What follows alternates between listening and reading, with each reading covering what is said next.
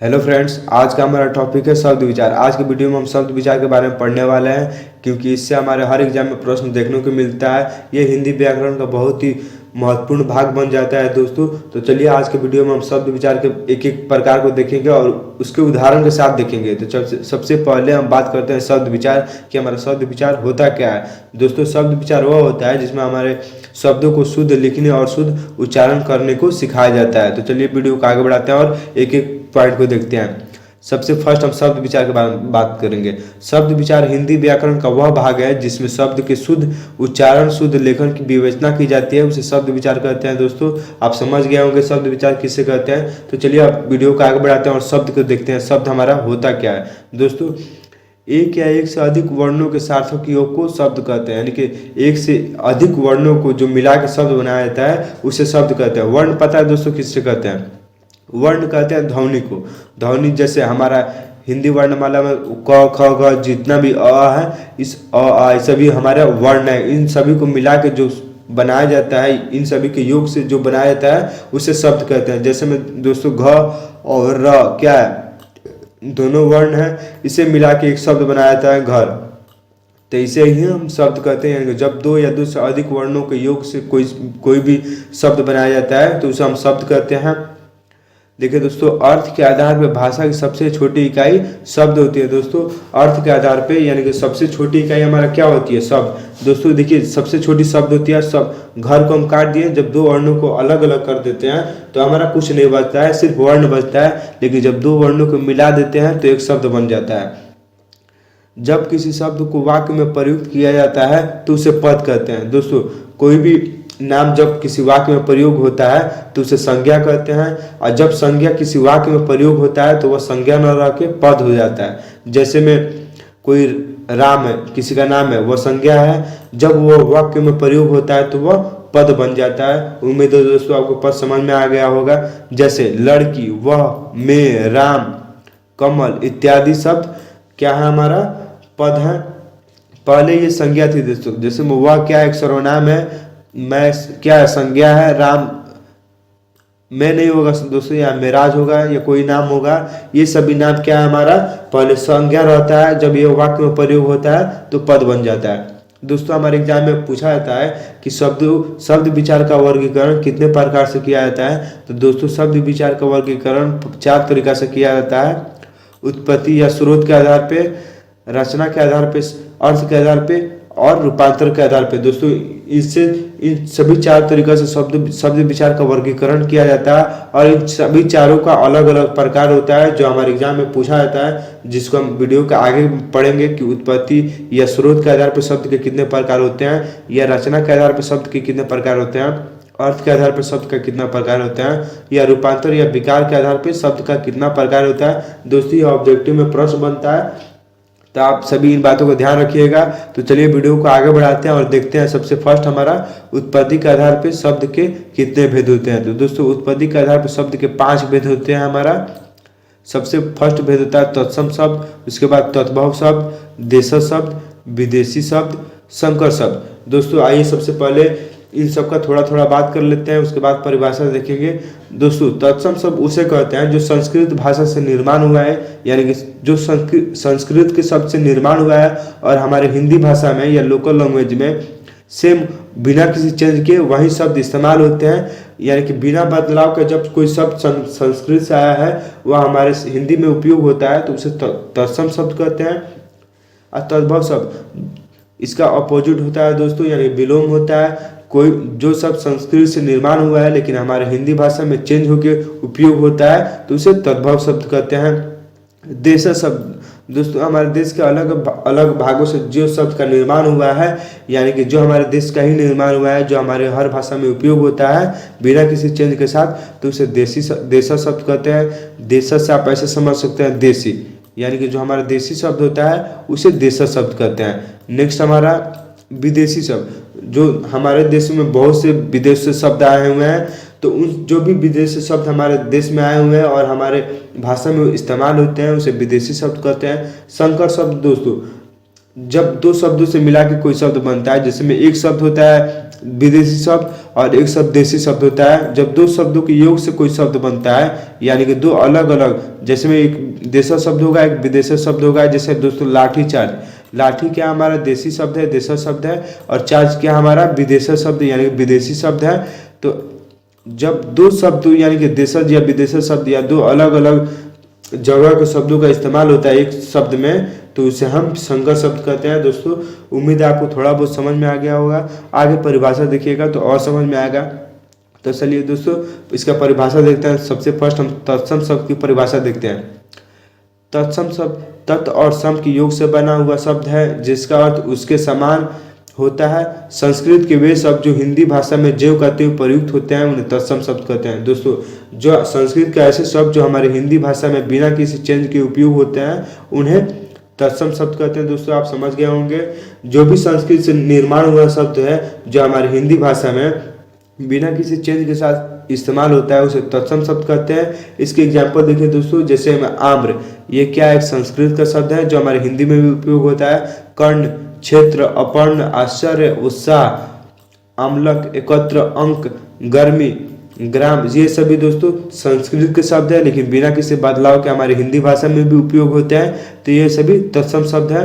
Next हमारा तद्भव शब्द। इसका जो दोस्तों तत्सम शब्द का ये विलोम शब्द होता है। इसमें ये सभी शब्द जब हिंदी भाषा में चेंज होकर उपयोग होता है, उन्हें तद्भव शब्द कहते हैं। जब सेम टू सेम संस्कृत भाषा का शब्द हिंदी में उसी प्रकार से यूज होता हो, तो उसे तत्सम शब्द कहते हैं। जब ये शब्द चेंज हो जाते हैं हिंदी भाषा में, हमारे लोकल लैंग्वेज में जब ये चेंज हो जाते हैं, तो वो तद्भव शब्द बन जाते हैं। देखिए दोस्तों, संस्कृत के वे शब्द जिनका हिंदी में रूपांतर हो गया है, यानी कि चेंज हो गया है, रूपांतर का मतलब बदलाव हो गया दोस्तों, वह क्या है? संस्कृत के वे शब्द जिनका हिंदी में रूप परिवर्तन हो गया है दोस्तों, उन्हें तद्भव शब्द कहते हैं। यानी कि संस्कृत के शब्द जिन्हें हिंदी में बदल दिया गया है, वह तद्भव शब्द कहते हैं। ये तत्सम शब्द के विलोम शब्द है, याद रखिएगा। जैसे में आग, देखिए दोस्तों, अनाज, आम, आलस, कोयले सभी संस्कृत के शब्द है जो अब हिंदी में बदलाव के साथ उपयोग होते हैं। ये हमारे हिंदी भाषा में चेंज हो गए हैं, ये इसे हिंदी में यूज किया जाता है चेंज के साथ। तो ये सभी तद्भव शब्द हैं। दोस्तों देशज शब्द, यानी कि देशज से आप देशी समझ सकते हैं, यानी कि हमारे देश के अलग अलग हिस्सों से जो शब्द निर्माण हुआ है और हम उसी के इस्तेमाल करते हैं, वो सभी देशज शब्द हो गए। देशज शब्द देश और ज, यानी कि ज का मतलब जन्म लेने वाला दोस्तों। देशज शब्द देश और ज की योग से बना है, जिसका शाब्दिक अर्थ होता है देश में जन्म लेना, यानी कि जन्म लेने वाला, यानी कि जो हमारा देशी शब्द है उन्हें देशज शब्द कहते हैं। हिंदी में प्रचलित वे शब्द जो क्षेत्रीय प्रभाव के कारण की हिंदी में प्रयुक्त होते हैं, उन्हें देशज शब्द कहते हैं। जैसे में खुरपा, दोस्तों ये हमारे देश का ही शब्द है। गड़बड़, हड़बड़ाहट, उटपटांग, उधम, कंजड़, खटपट, खचाखच, खर्राटा, खिड़की, गाड़ी, चम्मच, ये सभी दोस्तों हमारे हिंदी भाषा के ही शब्द हैं, इसलिए इन्हें देशज शब्द कहते हैं। हमारे ही देश में इन शब्दों का निर्माण हुआ है दोस्तों। नेक्स्ट हमारा विदेशी शब्द। दोस्तों नाम से ही पता चल रहा है विदेशी यानी विदेश का शब्द होगा। जो भी शब्द हमारे विदेशी भाषा से लिया गया है, अलग अलग देशों से जो शब्द लिया गया है, उसे हम हिंदी भाषा में उपयोग करते हैं उसी के साथ बिना किसी बदलाव के, तो उसे हम क्या कहते हैं? विदेशी शब्द कहते हैं। जैसे संस्कृत एवं हिंदी के अतिरिक्त अन्य देशों की भाषाओं के वे शब्द जो हिंदी में प्रयुक्त होते हैं, उन्हें विदेशी शब्द कहते हैं। यानी कि विदेशों से जो शब्द आए हैं हमारे देश में, उन्हें विदेशी शब्द कहते हैं। हिंदी भाषा में अंग्रेजी, अरबी में फारसी, चीनी, तिब्बती, जापानी, पुर्तगाली, तुर्की, ये सभी दोस्तों देश के नाम हैं। रूसी, यूनानी इत्यादि भाषाओं के शब्द प्रयुक्त किए जाते हैं। जैसे में आप समझ सकते हैं दोस्तों, चार्ज, बल्ब, ये सभी विदेशी शब्द हैं जो हमारे हॉस्पिटल, स्कूल, जैसे में इसका दोस्त स्कूल क्या है? विदेशी शब्द है जो हमारे देश में उपयोग होता है। सेम इसी प्रकार से स्कूल के स्कूल ही कहते हैं, तो ये क्या है? विदेशी शब्द है जो हमारे देश में इस्तेमाल होता है, तो इसे विदेशी शब्द कहते हैं। संकर शब्द, जब दोस्तों दो मतलब अलग अलग शब्दों को हम एक साथ उपयोग करते हैं, जैसे में एक देशज शब्द एक विदेशी शब्द को एक साथ उपयोग करते हैं तो उसे देशज शब्द कहते हैं। जैसे हम एग्जाम्पल बताए भी है दोस्तों, लाठी चार्ज से आप याद रखिएगा, लाठी क्या हमारा एक देशज शब्द है और चार्ज हमारा विदेशी शब्द है जो अंग्रेजी से लिया गया है। तो इसे जब दो देशों को शब्द को मिलाया जाता है, एक अपना लोकल लैंग्वेज एक विदेशी लैंग्वेज का शब्द, तो उसे हम संकर शब्द कहते हैं। आइए परिभाषा देखते हैं।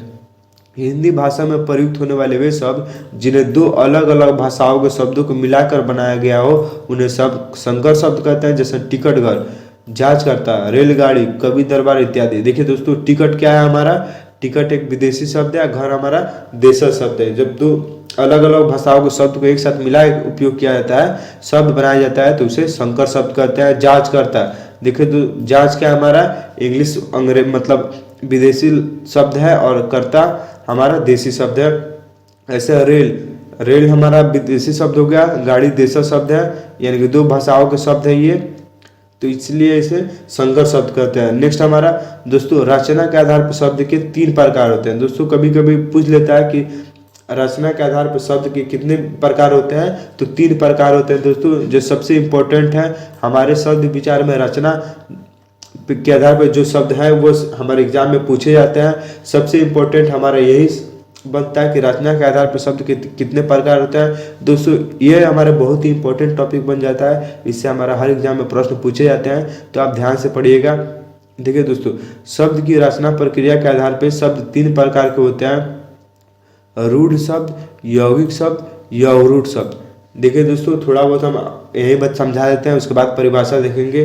रूढ़ शब्द वह होता है जिसका खुद का कोई अर्थ होता है, ठीक है दोस्तों। रूढ़ शब्द को जब एक सार्थक अर्थ होता है, रूढ़ शब्द वो जिसका एक सार्थक अर्थ होता है और जिसको अलग कर देने से वह निरर्थक हो जाता है, इसका कोई अर्थ नहीं बचता है। जैसे दोस्तों घर हो गया हमारा एक रूढ़ शब्द है जिसका अर्थ है, लेकिन घर को जब हम अलग अलग कर देंगे तो इसका कोई अर्थ नहीं बचेगा, तो उसे हम रूढ़ शब्द कहते हैं। यानी कि रूढ़ शब्द समझ गया दोस्तों, जिसका एक सार्थक अर्थ हो लेकिन अलग अलग कर देने पे उनका कोई अर्थ ना हो बचे, तो वह रूढ़ शब्द होते हैं। यौगिक शब्द वो होते हैं जिनका जब दो शब्दों से मिला के कोई शब्द बनाया जाता है। जैसे में दोस्तों पाठशाला, देखिए दोस्तों ये दो शब्दों को मिला के बनाया गया, लेकिन इसे अलग अलग करने पे भी एक अर्थ बनता है दोस्तों, पाठशाला।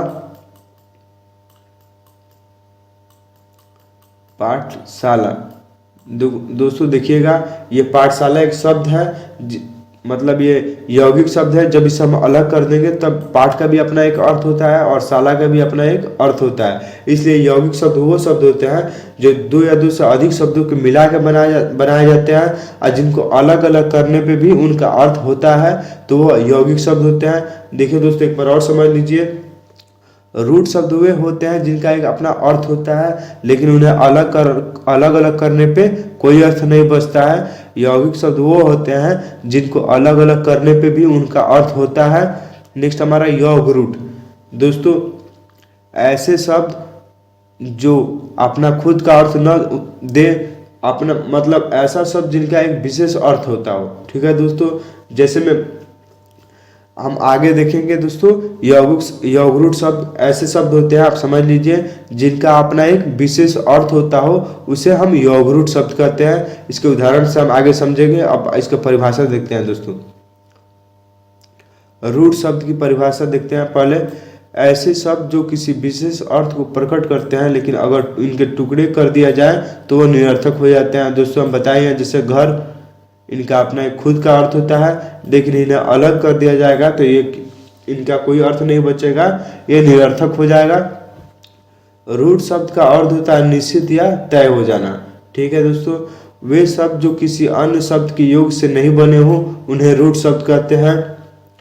रूढ़ शब्द की विशेषता यह होती है कि रूढ़ शब्द में संधि, समास, उपसर्ग एवं प्रत्यय नहीं होता। जैसे में नल, दिन, दीमक, कान, स्त्री, दूध, गाय, रोटी, पेड़, पत्थर, देवता, मेढक, पीला, देखिए दोस्तों ये सभी रूट शब्द हैं। देखिए दोस्तों इन सभी को हम जब अलग कर देंगे तो इनका कोई अपना अर्थ नहीं बचेगा। जैसे दूध एक रूट शब्द है दोस्तों, दू और ध से मिलकर बना है। जैसे हम दू को अलग करेंगे और ध को अलग करेंगे तो ये निरर्थक हो जाएगा, इसलिए इसको रूट शब्द कहते हैं। यौगिक शब्द वो होते हैं जो दो या दो से अधिक शब्दों को मिला के बनते हैं और जिन्हें अलग अलग करने पे भी उनका अर्थ होता हो, उन्हें यौगिक शब्द कहते हैं। आइए परिभाषा देखते हैं। दो या दो से अधिक शब्दों के योग से बनने वाले शब्द को यौगिक शब्द कहते हैं, किंतु वे दोनों ही शब्द ऐसे होने चाहिए जो सार्थक हो, यानी सार्थक मतलब जिसका खुद का अर्थ हो। दोनों शब्द का अपना अर्थ होना चाहिए, यानी दोनों शब्दों को अपना अपना अर्थ भी होना चाहिए। यौगिक शब्दों की यह महत्वपूर्ण विशेषता है कि इसके खंड टुकड़े करने पर भी उन खंडों का अर्थ निकलता है। दोस्तों देखिए जो यौगिक शब्द होता है जो दो या दो से अधिक शब्दों को मिला के बनता है, लेकिन उन दोनों शब्दों का एक अर्थ होता है, और जब शब्दों को अलग अलग करते हैं तो उन शब्दों का भी अर्थ बचता है। देखिए दोस्तों ये देखिए प्रेम सागर एक रूट यौगिक शब्द है। देखिए दो शब्दों के योग से बना है। प्रेम एक अलग शब्द है, सागर एक अलग शब्द है। ये शब्द बनाए, जब प्रेम और सागर को अलग अलग करेंगे तो प्रेम का भी अपना एक अर्थ होगा और सागर का भी अपना एक अर्थ होगा। तो उम्मीद है दोस्तों आप समझ गए होंगे। यौगिक शब्द ऐसे शब्द होते हैं जिनको अलग अलग करने पे भी उनका अर्थ होता है, तो वह यौगिक शब्द होते हैं। आइए दोस्तों परिभाषा एक और देखते हैं। वे शब्द जो दो या दो से अधिक रूट शब्दों से मिलकर बने हो तथा अपने मूल शब्दों से संबंधित या किसी अन्य अर्थ का बोध करवाते हो, उन्हें यौगिक शब्द कहते हैं। संधि उपसर्ग प्रत्यय बहुब्रीहि समाज के अतिरिक्त से सभी समासों से बने हुए शब्द यौगिक शब्द होते हैं। जैसे में विद्यालय, प्रतिदिन, दूध वाला, ये सभी क्या है दोस्तों यौगिक शब्द है। अब दोस्तों देखिए यौगरूट शब्द वे शब्द जो अपना एक जिनका खुद का एक अर्थ ना हो, जो एक विशेष अर्थ देते हो। देखिए दोस्तों यौगिक शब्द यौगरूट शब्द ऐसे शब्द होते हैं जिनका एक विशेष अर्थ होता है, उन्हें यौगरूट शब्द कहते हैं। आइए समझते हैं। जो एक या एक से अधिक शब्दों के मेल से बनते हैं किंतु वे अपने समान अर्थ का बोध नहीं कराते बल्कि अपने अर्थ के विपरीत किसी विशेष अर्थ का बोध कराते हैं, इस प्रकार के वे शब्द यौगरूट शब्द कहते हैं। यानी कि ऐसे शब्द जिनका दोस्तों यौगरूट शब्द ऐसे होता है जिनका अपना खुद का अर्थ नहीं होता, वे एक विशेष अर्थ को संबोधित करते हैं, तो वो यौगरूट शब्द कहलाते हैं। एक और परिभाषा देखिए दोस्तों। वे शब्द जो दो या दो से अधिक रूट शब्दों से मिलकर बने हों लेकिन वे अपने अर्थ के अलावा किसी एक निश्चित अर्थ के रूढ़ हो गए हों, उन्हें यौगरूट शब्द कहते हैं। दोस्तों बताया भी है कि वे शब्द जो दो रूढ़ शब्द मतलब दो सार्थक शब्दों से मिलकर बना हो लेकिन उनका खुद का अर्थ ना हो, उनका एक विशेष अर्थ होता हो, उन्हें यौगरूट शब्द कहते हैं। बहुब्रीहि समास के समस्त उदाहरण यौगरूट शब्द होते हैं, जैसे गजानन, दशानन, लंबोदर, त्रिनेत्र, घनश्याम, चक्रधर, चक्रप्राणी इत्यादि, ये सभी क्या है दोस्तों यौगरूट शब्द हैं। अब दोस्तों अर्थ के आधार पर शब्द के प्रकार देखते हैं। दोस्तों अर्थ के आधार पर शब्द के दो प्रकार होते हैं, सार्थक शब्द और निरर्थक शब्द। दोस्तों समझते हैं। सार्थक शब्द वे होते हैं जिनका खुद का अर्थ होता है, यानी का सार्थक शब्द वो होता है जिनका खुद का अर्थ होता है। निरर्थक शब्द इसका विपरीत होता है। दोस्तों आप निरर्थक शब्द का खुद का अर्थ नहीं होता है। दोस्तों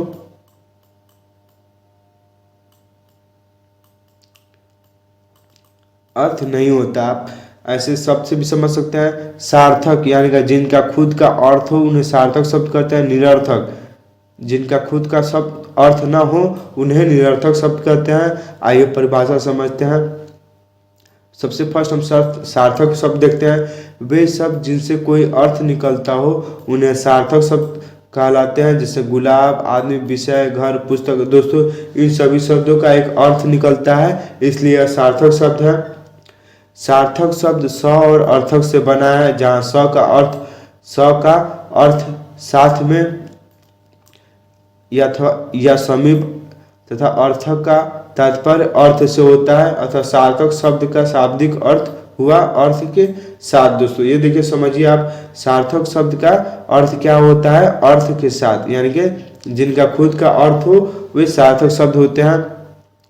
वे शब्द जिनका अपना एक निश्चित अर्थ होता है तथा जिनके प्रयोग स्वतंत्र रूप से किया जा सकता है उन्हें सार्थक शब्द कहते हैं, जैसे चाय, खाना पीना, पढ़ाई इत्यादि। दोस्तों आप समझ गए होंगे, सार्थक शब्द वे होते हैं जिनका अपना एक निश्चित अर्थ होता है। अब दोस्तों निरर्थक शब्द, निरर्थक शब्द सार्थक शब्द के विलोम होते हैं, यानी विपरीत होते हैं। इनका खुद का निश्चित अर्थ नहीं होता है। दोस्तों निरर्थक शब्द का निश्चित अर्थ नहीं होता है, इनका निश्चित अर्थ, यानी कि निरर्थक शब्द वे शब्द होते हैं जिनका कोई निश्चित अर्थ नहीं होता, वे निरर्थक शब्द होते हैं। वे शब्द जिनका अपना कोई अर्थ नहीं होता वे निरर्थक शब्द कहलाते हैं। दोस्तों आप देख सकते हैं, निरर्थक शब्द वे होते हैं जिनका खुद का कोई अर्थ नहीं होता। निरर्थक शब्द निर और अर्थक से बना है, जहाँ निर का अर्थ रहित या के बिना तथा अर्थक का अर्थ से होता है, यानी कि अतः निरर्थक शब्द का शाब्दिक अर्थ हुआ अर्थ के बिना। आप समझ गए होंगे दोस्तों, निरर्थक शब्द वे होते हैं जिनका खुद का अर्थ नहीं होता। जैसे में चाय वाय, देखिए दोस्तों चाय क्या है, एक सार्थक शब्द है जिनका अपना खुद का अर्थ होता है, लेकिन वाय का खुद का कोई अर्थ नहीं होता है दोस्तों, इसलिए यह निरर्थक शब्द है। आप समझ सकते हैं कि चाय क्या हुआ दोस्तों, एक सार्थक शब्द, लेकिन वाय एक निरर्थक शब्द। यह ऐसे हुआ जिनका अपना खुद का अर्थ होता है वह सार्थक होता है, जिनका खुद का अर्थ नहीं होता वो निरर्थक होता है दोस्तों। जैसे में आलतू फालतू क्या है दोस्तों, ये दोनों निरर्थक शब्द है। खाना एक सार्थक शब्द है जिनका एक खुद का अर्थ होता है, वाना एक निरर्थक शब्द है जिसका कोई अर्थ नहीं होता। पीना दोस्तों, पीना एक सार्थक शब्द है लेकिन वीना इसका कोई अर्थ नहीं होता, ये निरर्थक शब्द है। पढ़ाई दोस्तों क्या है, एक सार्थक शब्द है, लेकिन वढ़ाई हम बोलते हैं ना, पढ़ाई वढ़ाई, तो ये क्या है, निरर्थक शब्द है इत्यादि। देखिए दोस्तों यहाँ लिखा भी है। अब दोस्तों रूपांतर के आधार पर शब्द के भेद देखते हैं। रूपांतर के आधार पर शब्द के दो प्रकार होते हैं। सबसे फर्स्ट प्रकार होता है विकारी शब्द, उसके बाद अविकारी शब्द। दोस्तों विकारी शब्द वे होते हैं जिनका रूप बदल जाता है लिंग कारक, दोस्तों लिंग कारक और वचन के अनुसार जिनका रूप परिवर्तन हो जाता है उन्हें विकारी शब्द कहते हैं। दोस्तों अविकारी शब्द विकारी शब्द के विलोम होता है, इनका रूप परिवर्तन नहीं होता।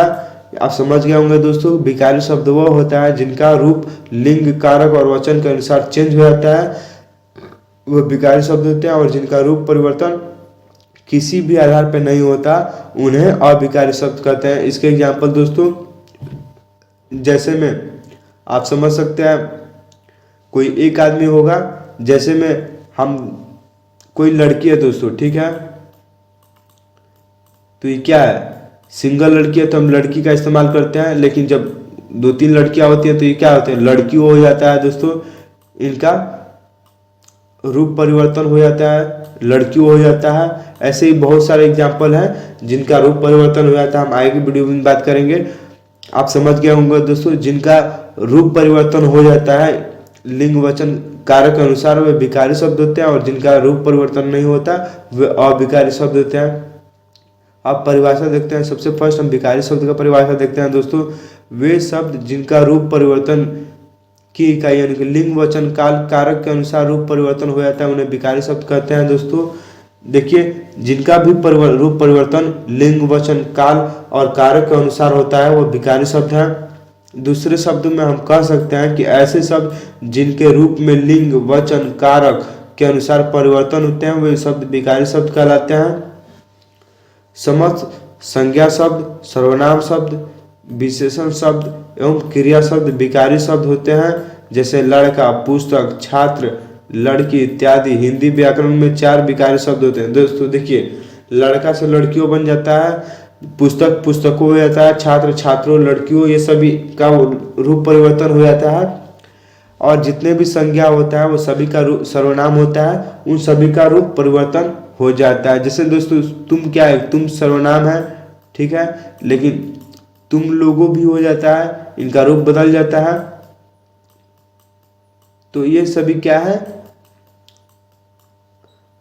विकारी शब्द है दोस्तों। आप समझिए ये तुम, ये सभी विकारी शब्द है। अविकारी शब्द क्या होता है, तथा, किंतु, इन सभी का कभी आप रूप परिवर्तन नहीं देखिएगा। तो ये सभी क्या है, अविकारी शब्द है। देखिए दोस्तों, विकारी शब्द 4 प्रकार के होते हैं, संज्ञा, सर्वनाम, विशेषण और क्रिया। अब दोस्तों अविकारी शब्द देखते हैं। जो विकारी शब्द का विलोम होता है, जिनका रूप परिवर्तन किसी भी आधार पर नहीं होता। देखिए दोस्तों, अविकारी शब्द अ और विकारी से बना है, जिसका अर्थ विकार के बिना होता है, अतः वे शब्द जिनका रूप परिवर्तन की इकाई लिंग, वचन, काल, कार्य के अनुसार परिवर्तित नहीं होता। दोस्तों यहाँ देखिए नहीं होता, उन्हें अविकारी शब्द कहते हैं। अविकारी शब्दों में समस्त क्रिया विशेषण, संबंध बोधक, अवयव, समुच्चय बोधक अवयव तथा विस्मय आदि बोधक अवयव शब्द आते हैं। हिंदी व्याकरण में 4 अविकारी शब्द होते हैं, क्रिया विशेषण, संबंध बोधक अवयव, समुच्चय बोधक अवयव, विस्मय आदि बोधक अवयव। दोस्तों उम्मीद है आपको वीडियो अच्छा लगा होगा, और वीडियो अच्छा लगा होगा तो आप लाइक कर दीजिए। आज का वीडियो हमारा यहीं ख़त्म होता है। आज की वीडियो पूरा देखने के लिए धन्यवाद।